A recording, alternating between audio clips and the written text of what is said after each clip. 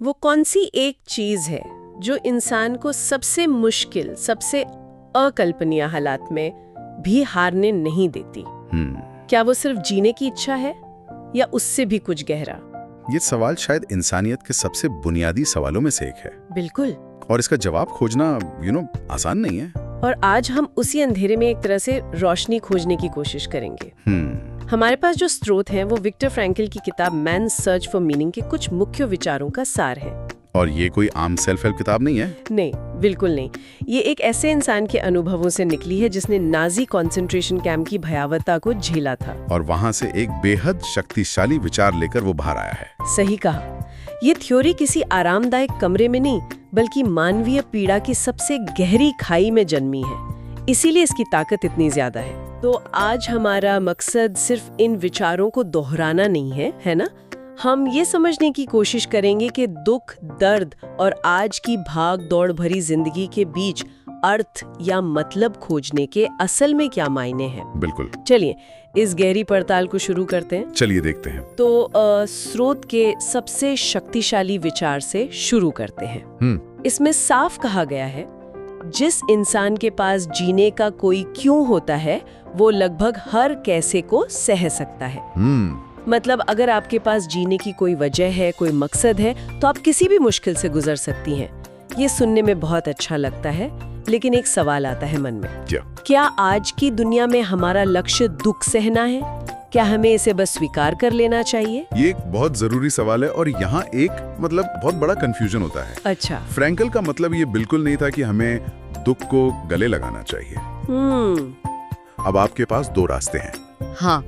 या तो आप उसे अपनी हार मान लें या आप उसमें कोई मतलब खोजकर उससे भी बड़े बन जाएं। मतलब ये कि दुख एक सच्चाई है, उससे भागा नहीं जा सकता। एग्जैक्टली। असल मुद्दा दुख से बचना नहीं है।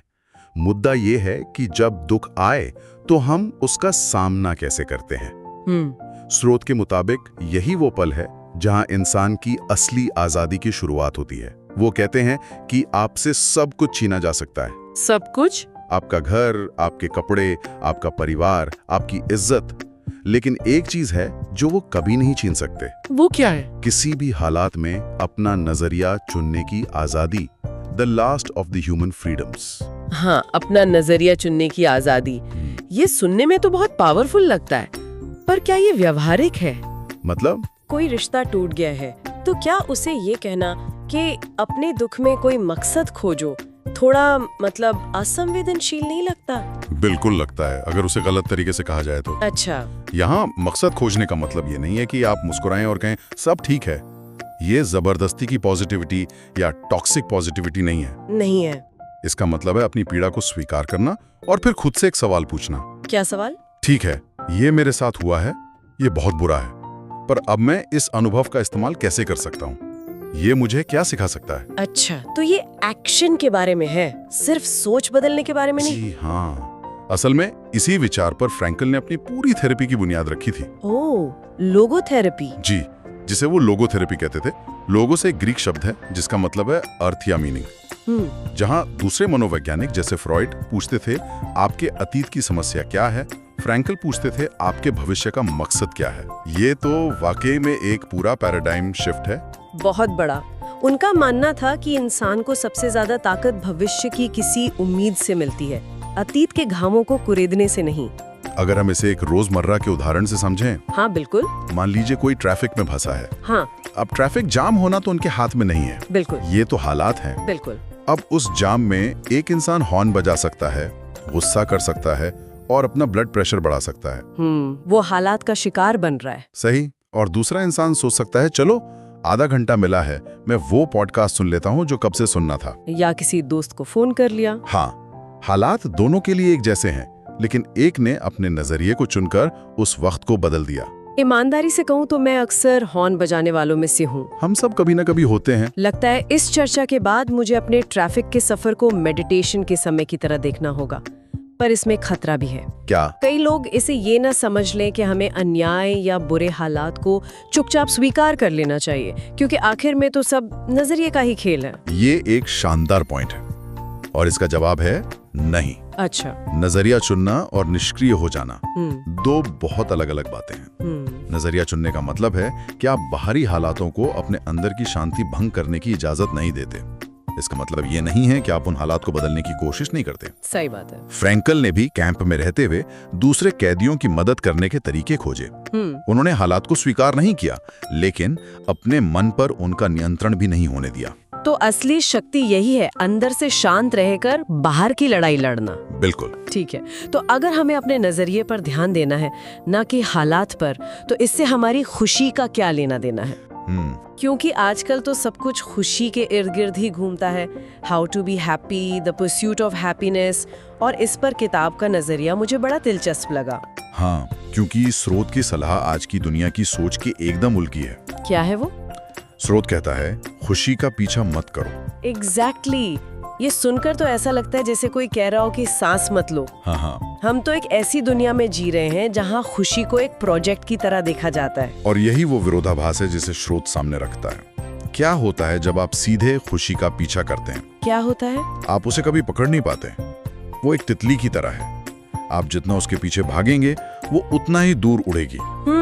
स्रोत समझाता है कि खुशी असल में एक बाय प्रोडक्ट है, ये किसी और चीज का नतीजा है, ये खुद में कोई मंजिल नहीं है। एक बाय प्रोडक्ट, इससे थोड़ा और समझाइए, ये सुनने में थोड़ा एब्स्ट्रैक्ट लगता है। बिल्कुल, इसका मतलब है कि खुशी तब मिलती है जब आप खुशी के बारे में सोचना बंद कर देते हैं। अच्छा। और ये बात आज के दौर में और भी जरूरी हो जाती है। हम इंस्टाग्राम पर #blessed देखते हैं और हमें लगता है कि खुशी एक ऐसी चीज है जिसे हासिल करना है, जिसे दुनिया को दिखाना है। तो ये एक तरह का परफॉर्मेंस बन गया है। हाँ बिल्कुल।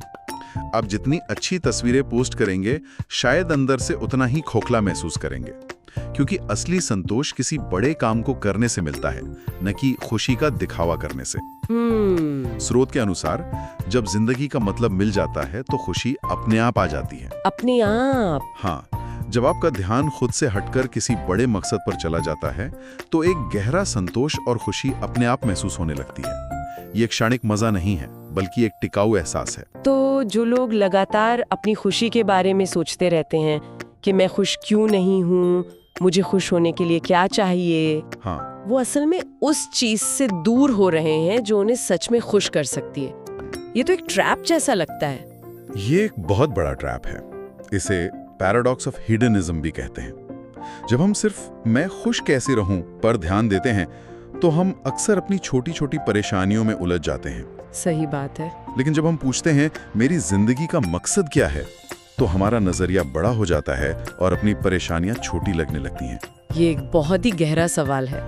और अगर हम इस पूरी बातचीत को एक साथ पिरोएं तो ऐसा लगता है कि कुछ मुख्य संदेश हैं जो बार बार सामने आ रहे हैं। बिल्कुल, ये एक चेन की तरह काम करते हैं। पहला तो यही है कि दुख जीवन का हिस्सा है और हमें उसमें भी अर्थ यानी मीनिंग ढूंढना है। हाँ, ये पहला कदम है, पीड़ा को स्वीकार करना, उससे भागना नहीं। और शायद जब हम ऐसा कर पाते हैं तभी हम दूसरे संदेश तक पहुंचते हैं। कौन सा? जो है जिंदगी हर हाल में जीने लायक है। ये एक बहुत बड़ा दावा है। और ये दावा तभी सच होता है जब पहला संदेश लागू हो। अगर आप अपने दुख में कोई अर्थ नहीं देख पाते तो जिंदगी बोझ लगने लगती है। लेकिन जिस पल आप अपने दुख को एक बड़े मकसद से जोड़ देते हैं तो जिंदगी का मूल्य वापस लौट आता है। आपको लगता है कि आपकी पीड़ा व्यर्थ नहीं जा रही। और फिर आता है तीसरा संदेश जो इन सबको एक साथ बांधता है। पर्पस इंसान को मजबूत बनाता है। हाँ, तो ये एक चक्र की तरह है।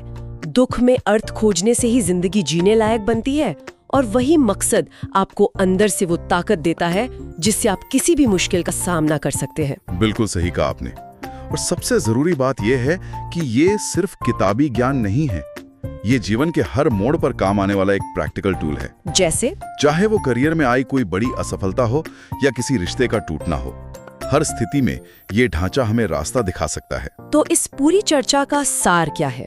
अगर हमें एक चीज याद रखनी हो तो वो क्या होगी? शक्ति, अपना नजरिया चुनने की शक्ति, अपने जीवन को एक अर्थ देने की शक्ति। बिल्कुल। Power is not in the circumstance but in our response. ये हमारी आखिरी और सबसे बड़ी आजादी है। ये एक बेहद शक्तिशाली विचार है और ये हमें एक बहुत ही अहम सवाल पर लाकर छोड़ता है। स्रोत हमें ये तो बताता है कि मकसद खोजना जरूरी है, पर ये नहीं बताता कि इसे खोजें कैसे, क्योंकि ये तो हर इंसान के लिए अलग होगा। सही बात है, इसका कोई एक फॉर्मूला नहीं है। तो सोचने वाली बात ये है, अगर जीवन का अर्थ कोई ऐसी चीज नहीं है जिसे सिर्फ ढूंढा जाता है, जैसे कोई खोई हुई चाबी हो, बल्कि अगर वो कोई ऐसी चीज है जिसे रचा भी जाता है, जिसे बनाया भी जाता है, तो आज ऐसा कौन सा एक छोटा कदम उठाया जा सकता है, कौन सी एक ईंट रखी जा सकती है जिससे उस अर्थ को बनाने की शुरुआत हो सके।